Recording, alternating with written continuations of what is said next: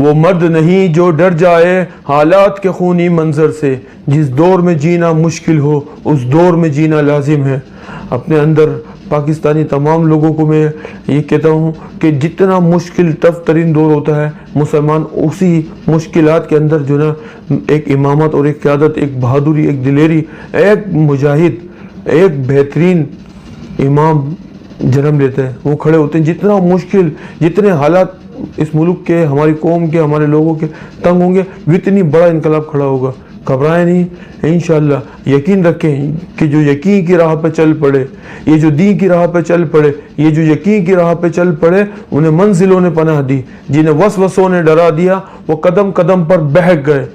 घबराने की ज़रूरत नहीं है, मजबूत हो जाएं और तमाम लोग कोशिश करें, अब अमली मैदान के अंदर आएँ और खड़े हों, एक अपने अपनी जो ना कसरत बनाएं, अपनी चैनल्स बनाएं, इसके ऊपर काम करें, अपना इन्फ्लुएंस छोड़ें। आप देखें कि छोटे छोटे से बच्चियाँ जो नाचने गाने के वीडियोस डाल के अपना इन्फ्लुएंस छोड़ रही हैं और शर की तरफ जा रही हैं, बुराई की तरफ जा रही हैं। लोग अपनी मस्ती मजाक और वाहियात और फहाशी की बातें करके, जिस्म की नुमाइश करके लोग जो ना अपना इन्फ्लुएंस छोड़ रहे हैं इन सोशल मीडिया के ऊपर। आप पॉजिटिविटी की तरफ काम करें। जो इस मुल्क से, दीन से, कौम से मोहब्बत रखने वाले लोग हैं वो अपने आप को मजबूत करें। पाकिस्तानी कौम को अब अजीम बनने का वक्त आ गया। इस मुल्क को, पूरी दुनिया को लीड करने का वक्त है। ये मुल्क इंशाअल्लाह हमारे कौम का एक एक बच्चे को, एक एक ज़र्रे को एक सूरज बनाना है। इसको एक पावरफुल मुल्क बनाना है। ऐसी सलाहियतें, ऐसी चीज़ें हमारे मुल्क के अंदर हैं। और दूसरी चीज़, ये कुरान मजीद, ये है वो किताब, अल्लाह के नबी सल्लल्लाहु अलैहि वसल्लम का आखिरी मौज़ा, ये है वो ताकतवर किताब, ये है वो मजबूत बहादुर बनाने वाली किताब, ये है अल्लाह रब्बुल इज़्ज़त का कलाम, ये है वअतसिमू बिहब्लिल्लाहि जमीअन वला तफर्रकू, ये है फ़इन तत्तकुल्लाह यजअल लकुम फुरक़ाना। इस कुरान मजीद की ताकत के साथ मैदान में आए। इस कुरान मजीद के साथ सहाबा इकराम ने जुर्रत और हिम्मत अल्लाह के नबी सल्लल्लाहु अलैहि वसल्लम ने पैदा की, उनके माइंड तैयार किए और ये कुरान मजीद से इल्म और ताकत और हिम्मत और तकवा हासिल किया और पूरी दुनिया के सिस्टमों को, बड़ी से बड़ी रोमन और पर्शियन एम्पायर को सहाबा इकराम ने पलट के रख दिया चंद सालों के अंदर। तो मैं अपने तमाम मुसलमानों को, तमाम लोगों को कहता हूँ, दीन इस्लाम का मुताल्ला करें, अरब और अजम के लोगों को समझें, अल्लाह के नबी सल्लल्लाहु अलैहि वसल्लम की सीरत को पढ़ें, उसको समझें, उसकी फ़िक्र और गहराई में जाए और इस किताब के साथ मैदान में आए।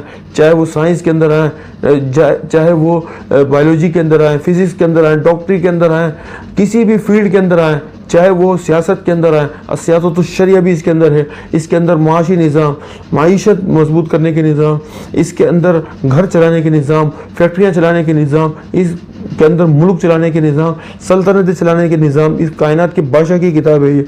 इस किताब को मैं रिप्रेजेंट कर रहा हूँ पूरी दुनिया के मुसलमानों को। इस किताब को पकड़ के हमारा नौजवान जिस मैदान में उतरेगा, जिस फील्ड में उतरेगा, इंशाल्लाह नंबर 1 आएगा। पूरी दुनिया की बड़ी से बड़े दानिश्वर, बड़ी से बड़ी अक्लमंद, बड़े से बड़ी साइंस, टेक्नोलॉजी, सारी दुनिया की सिस्टम इस कुरान के आगे गिर सकते हैं, सब ढेर हो जाएंगे इंशाल्लाह। ये बहुत पावरफुल किताब है और ये मैं आपको मिसाल दे रहा हूँ कि हमारे तमाम लोग, तमाम मुसलमान इस कुरान को इस तरह से यूज़ कर रहे हैं जैसे कि एक F-16 जहाज़ या एक B-52 जहाज़ आप छोटे मोटे सब्जियां और फ्रूट लाने के लिए यूज़ करें तो कितनी बेवकूफ़ी लगी, कितना फ्यूल ज़ाया होगा और क्या बेवकूफ़ी होगी। इसी तरीके से कुरान पावरफुल किताब है, सल्तनतें चलाने वाली किताब है, दुनिया चलाने वाली किताब है, दुनिया के अंदर अदल और इंसाफ करने वाली किताब है, ये दुनिया के हर इल्म को ज़ेर करने वाली किताब है। और हम इसको सिर्फ़ और सिर्फ मुर्दे बख्शवाने के लिए, बच्चियाँ रुखसत करने के लिए, फ़ज़ाइल के लिए और बरकतों के लिए सिर्फ इस्तेमाल करते हैं, नमाज, रोज़ा, हज, ज़कात के लिए। इस कुरान मजीद की अहमियत को समझें। इस कुरान मजीद की एक एक आयत इतनी पावरफुल है कि दुनिया के सिस्टमों को उड़ा के फेंक सकते हैं। आप साइंस, टेक्नोलॉजी के अंदर 1000 से ज़्यादा साइंस की आयतें हैं इसके अंदर हर किस्म का उलूम मौजूद है। सिर्फ अल्लाह रब्बुल इज़्ज़त फरमाते हैं इसके अंदर गौर व फिक्र करो, अक्लमंदों के लिए इसमें निशानी है। और सबसे बड़ी बात है, इस किताब को वही बंदा समझ सकता है जो अल्लाह रब्बुल इज़्ज़त पे यकीन रखे, क्योंकि अल्लाह रब्बुल इज़्ज़त ने सूरह बकरा का आगाज़ किया, इस कुरान मजीद का आगाज़ करते हैं अलिफ लाम मीम ज़ालिकल किताबु ला रैब फीह हुदल लिल मुत्तकीन, कि अल्लाह रब्बुल इज़्ज़त फरमाते हैं कि ये इस किताब के हक होने में कोई शक नहीं। शक के साथ इस कुरान मजीद को आप नहीं समझ सकते, यकीन चाहिए। हुदल लिल मुत्तकीन, और मुत्तकीन नेकोकारों के लिए इसके अंदर हिदायत है। नेककार बने, नेकोकार बने आप और इस कुरान मजीद को आप हिदायत के लिए, समझने के लिए, जिस चीज़ के लिए समझने के लिए इसके अंदर घुसेंगे, इंशाअल्लाह अल्लाह रब्बुल इज़्ज़त आपको हर मैदान के अंदर कामयाब करेगा।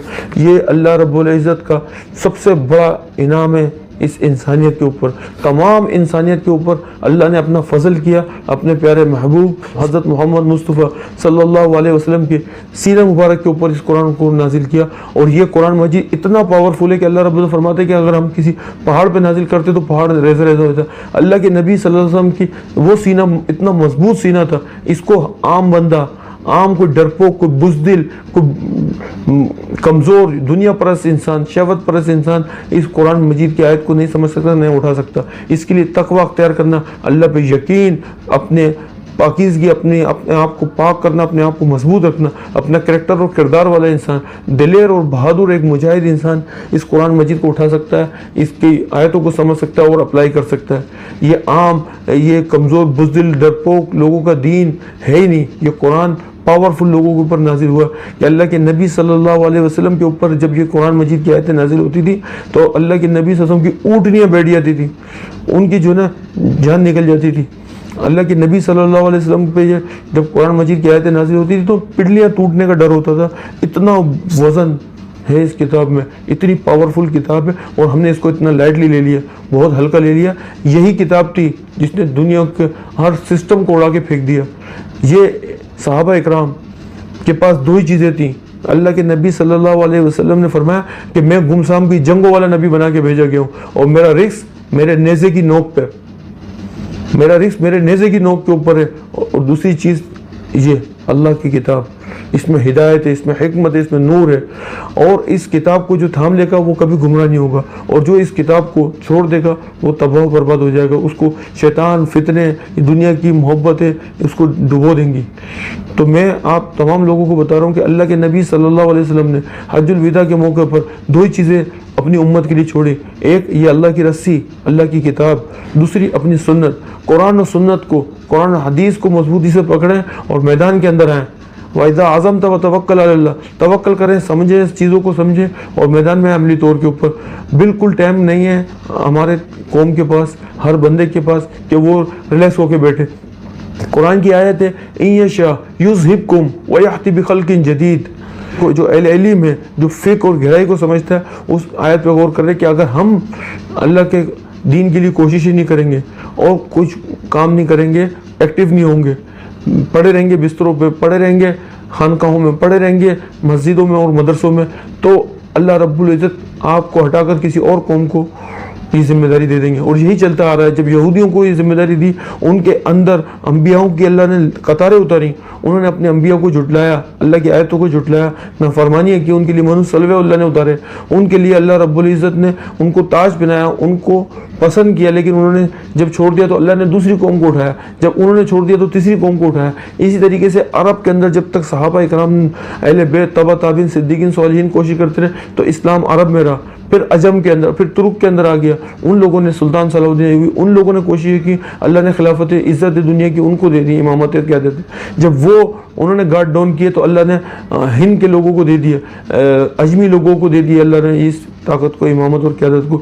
जब यहाँ से वो खैर ख़त्म हुई तो अल्लाह रब्बुल इज़्ज़त ने ये जिम्मेदारी हमारे पड़ोस अफ़गानिस्तान में दे दी।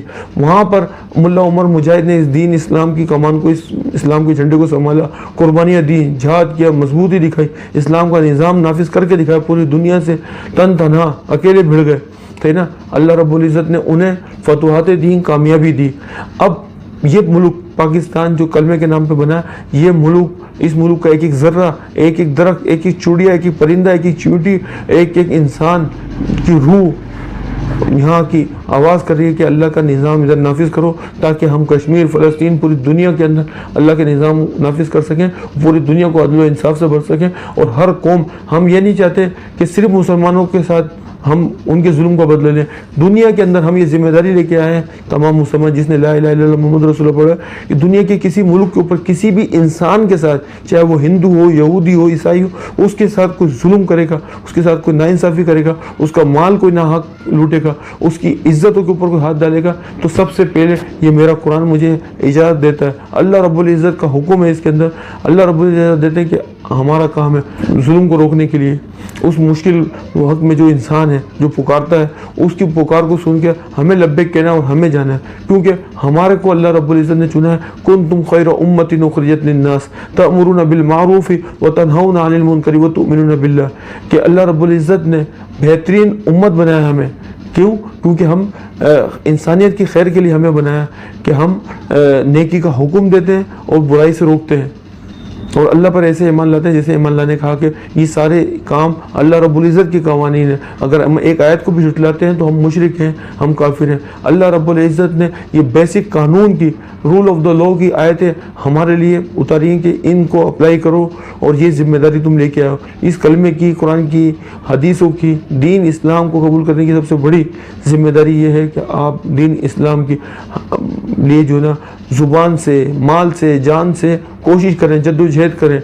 वल्लज़ीना जाहदू फ़ीना लनहदियन्नहुम सुबुलना, हम उन्हीं के लिए अपनी राहें खोलते हैं जो जुस्तजू करते हैं, जो जद्दोजहद करते हैं अल्लाह की राह में।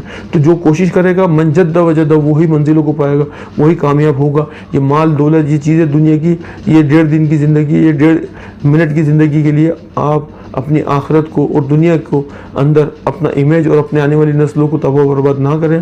कोशिश करें अल्लाह की रस्सी को मजबूती से थामें और निकल पड़े हों। और कोशिश करें हर इदारे के अंदर जिस जगह पे आप हैं उधर कोशिश करें दीन इस्लाम की, पॉजिटिविटी की, हक बात करने की, कूल कौल सजीदा, और लोगों की आस्थानों पे माथे मत टेकें, लोगों के साथ गुलामी मत करें। अल्लाह रब्बुल पसंद नहीं करता जो ला इलाहा इल्लल्लाह मुहम्मदुर रसूलुल्लाह पढ़ता है, जो अल्लाह का कलमा पढ़ता है, कुरान को पढ़ता है, दीन इस्लाम को कबूल करता है, नबी सल्लल्लाहु अलैहि वसल्लम का उम्मत ही है। अल्लाह पसंद ही नहीं करता कि वो किसी के दर पे जाके माथा टेके, किसी के पास जाके झुके, चाहे वो उसका बॉस हो, चाहे वो उसका हुक्मरान हो, चाहे दुनिया की कोई बड़ी से बड़ी सुपर ताकत हो, पावर हो, या कोई मुल्क हो, किसी के सामने झुकाओ, हल्का सा भी कमर गर्दन में झुकाओ, अल्लाह को पसंद नहीं। अल्लाह शिरक कभी नहीं माफ़ करता। अल्लाह के साथ दोस्ती बगैर शिरक के होगी, शक के साथ दोस्ती नहीं होगी, यकीन के साथ होगी। इन सारी चीज़ों को आप समझें। जो भी हक का वो कल भी अल्लाह उसके लोगों का था, और जज्बात से जो मेरे मुंह से कोई बात स्लिप हो गई, कोई किसी की दिल आज़ारी हो गई, तो मैं माफ़ी चाहता हूँ। वमा अलैना अल बलागुल मुबीन व आखिरु दावाना अनिल हम्दुलिल्लाहि रब्बिल आलमीन। ये किताब है अल्लाह रब्बुल इज़्ज़त की, इसको अल्लाह की रस्सी है, इसको मजबूती से थामें।